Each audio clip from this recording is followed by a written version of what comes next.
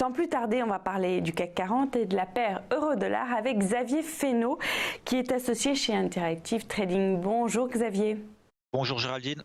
Alors, la bourse est en hausse ce matin. Elle a repassé la barre des 5500 points. Quoi qu'il en soit, la bourse a bouclé sa plus forte progression mensuelle hier, depuis septembre. Cette tendance est soutenue par aussi une hausse du côté de Wall Street. C'est plutôt positif.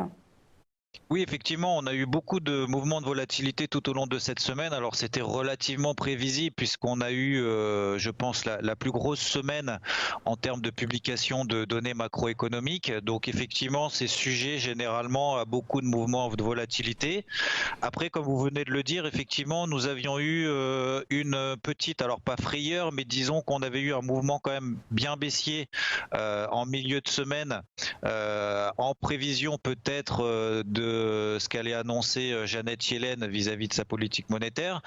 Donc nous avions eu également l'inflation en zone euro qui était quand même très attendue après le discours de Mario Draghi la semaine passée. Et nous avons encore demain le NFP, donc les non-farm payrolls aux États-Unis, donc l'emploi hors secteur agricole, qui sera véritablement très attendu et très certainement peut-être qui déterminera justement un petit peu la sortie du range dans lequel on est sur le CAC 40. Donc ces mouvements de volatilité qu'on a peuvent s'apparenter à des faux signaux un petit peu dans tous les sens, et comme vous venez de le dire, peut-être que le mouvement qu'on est en train de constituer ce matin, c'est-à-dire qu'on a eu effectivement un gap haussier, on a un petit flux acheteur qui est en train de se mettre en place. Pour autant, on a toujours une très très belle résistance très importante sur les 5540 points sur le CAC 40. Ça correspondait au plus haut de la fin de l'année dernière.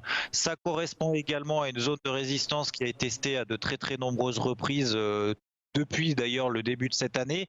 Mais pour franchir cette zone des 5540 points, il va falloir véritablement des catalyseurs haussiers dignes de ce nom pour justifier un nouvel élan haussier. Donc pour le moment, depuis le début de la semaine, on est dans un range clairement déterminé. On a eu de faux signaux de toute façon qu'on avait anticipé encore une fois avec toutes ces nombreuses statistiques macroéconomiques. Attention quand même, demain il y a le NFP qui sera quand même très attendu suite à ce qui a été annoncé hier soir vis-à-vis de la Fed, qui anticipe peut-être, qui prépare le marché à un nouveau resserrement monétaire. Alors c'est justifié puisque la croissance est là, ils sont quasiment au plein emploi. Donc on a eu également des mouvements après sur le Forex dont on va évoquer ensemble. Donc pour le CAC, de toute façon en ce moment, il y a deux stratégies tout au long de la semaine et qu'on a fait sur IVT. Première stratégie, si on est plutôt dans une logique intraday, si on a une méthode de trading vraiment sur des unités de temps très courtes, c'est privilégier tout simplement les mouvements intraday sans conviction forte, acheter le bas du range, vendre le haut du range, sans avoir d'objectif très ambitieux pour le moment, en attendant de voir justement si le CAC arrive à sortir par le haut ou par le bas du range 5540, 5480 points dans lequel il évolue depuis maintenant 2 semaines. Autre stratégie, peut-être un peu plus prudente pour ceux qui ne sont pas véritablement actifs en intraday, attendre tout simplement la sortie effective des 5540, 5480 points en clôture journalière, et je ne pense pas que cette sortie-là aura lieu avant le NFP de demain. Et aujourd'hui, la Fed va publier, beaucoup d'entreprises américaines vont publier aussi leurs résultats. Est-ce que ça peut avoir un impact sur les marchés boursiers en Europe ? Alors, ça aura un impact bien évidemment sur les marchés de Wall Street, ça c'est certain. Après, encore une fois, attention, il n'y a pas de corrélation effective entre les indices de la zone euro et Wall Street. On a toujours justement ce facteur un petit peu euro-dollar et dollar qui a un impact sur les indices en zone euro qui sous-performent encore. On a eu une petite frayeur, alors frayeur, toute chose étant relative, des indices américains qui quand même plafonnent depuis quelques séances. Pour autant, on n'a pas véritablement de signaux de retournement baissier technique sur les indices américains. Donc on peut avoir effectivement peut-être des bonnes surprises avec les publications d'entreprises américaines qui vont être bien évidemment très attendues. On aura encore une fois le NFP, mais je pense que justement la problématique, ce sera peut-être la réaction un petit peu du dollar et donc de l'euro-dollar qui permettra peut-être aux indices européens de surperformer les indices américains si l'euro-dollar tend à se replier.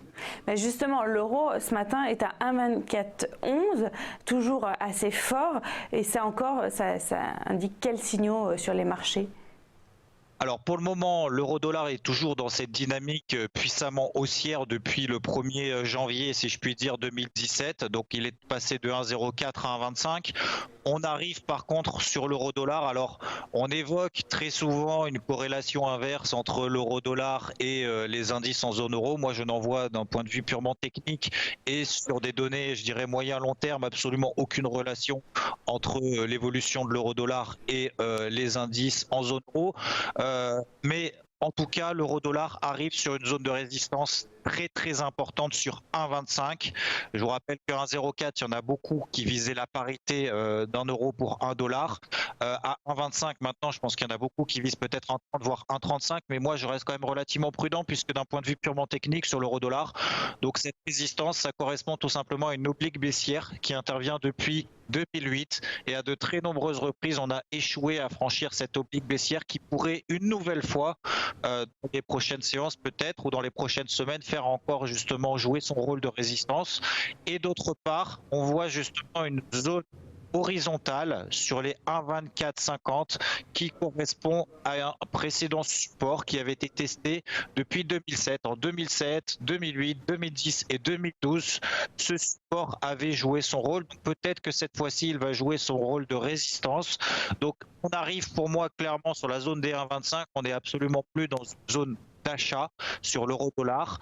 Après, effectivement, si cette zone de résistance joue son rôle, on pourrait avoir un repli de l'euro-dollar peut-être jusqu'à 1,20 et dans ces cas-là, ça permettrait peut-être indice en zone euro, donc que ce soit d'ailleurs sur le CAC ou sur l'indice allemand DAX, de reprendre et de justement franchir leur récent plus haut, leur plus haut de l'année 2018 et de l'année 2017, avec justement ce catalyseur qui permettrait justement de pousser un petit peu la tendance et peut-être, alors pas rattraper le retard des indices américains, c'est quasiment impossible, mais au moins effectivement de surperformer sur ces prochaines semaines.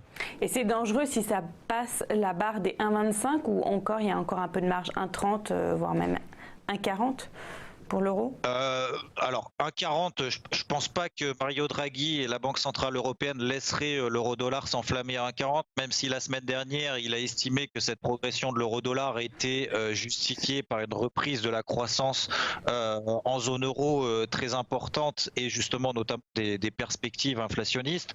Donc disons que l'euro-dollar représente un petit peu la situation macroéconomique en zone euro à l'heure actuelle. Si l'euro-dollar devait aller à 1,40, ça serait vraiment, il faudrait une justification quand même fondamentale et macroéconomique pour qu'il aille jusqu'à ces seuils-là. Donc c'est pour ça, moi après, dans une perspective véritablement de trading et en tant qu'analyste technique, cette zone de résistance des 1,25, 1,26, ce sera pour moi justement l'occasion de sélectionner encore une fois alors le timing d'intervention, la méthode d'intervention et l'unité de temps qu'on décide.